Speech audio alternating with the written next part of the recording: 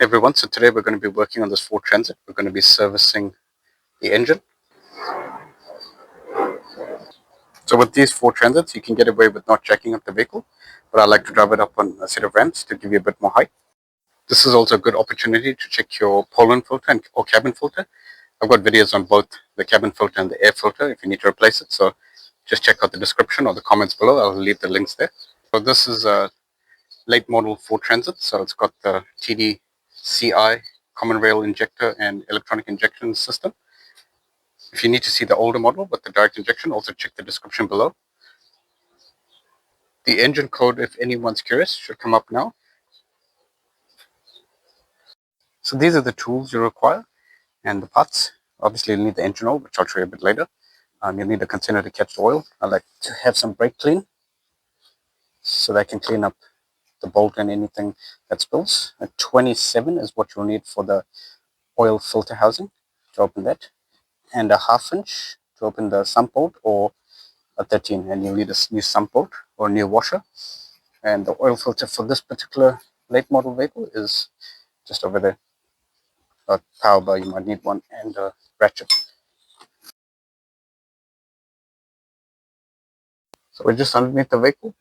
So this is the oil filter housing. It's a little different from the older model vehicles, and the sump plug is about the same as the previous generation engines. So we'll go ahead and just open those two and drain the oil.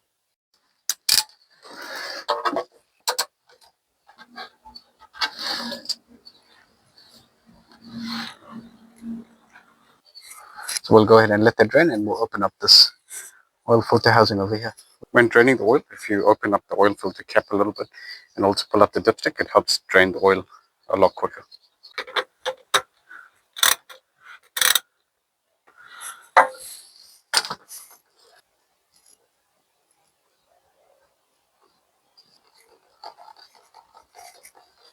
So I've gone ahead and removed the oil filter, just unscrewed it.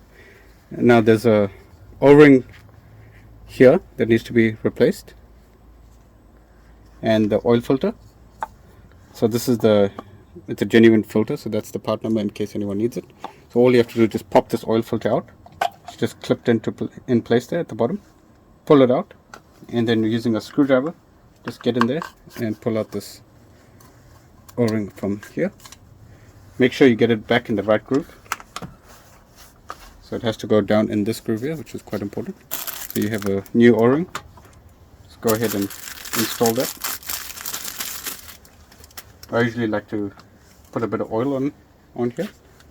So just make sure you lubricate it well before installing it. Wipe it down with oil, and then go ahead, like I said, make sure you get it in the right slot. Otherwise you'll have all sorts of problems.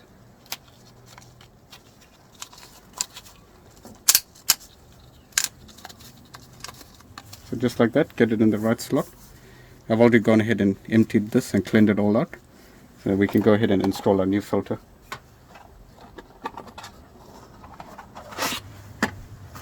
So just take the new filter.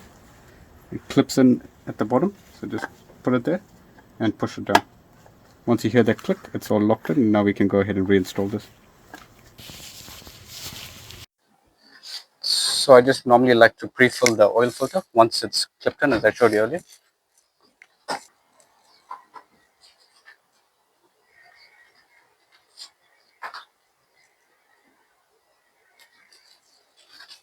Just a bit of a pre-fill, and now we'll go ahead and install it and torque it down to 25 Newton meters.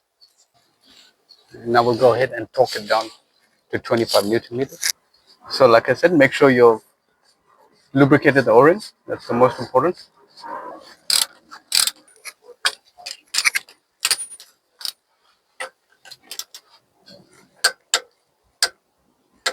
And that's torqued to 25 Newtons. So that's all done.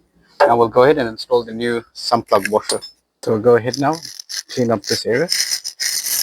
Make sure there's all the old oil is off here, and install your new sump plug.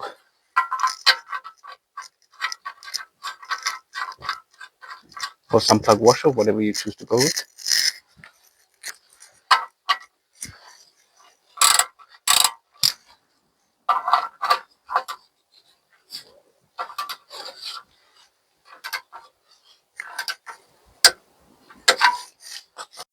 So I've got my funnel here, and this is the oil I'll be using. You've got to just make sure it meets the specifications, as this one does. And the tip is, you can pull out the dipstick that far, so to assist with the oil going down faster. And it'll take approximately 7 liters. So I'll go ahead and fill this up and start up the engine. We've finished the service. We'll go ahead and start the vehicle.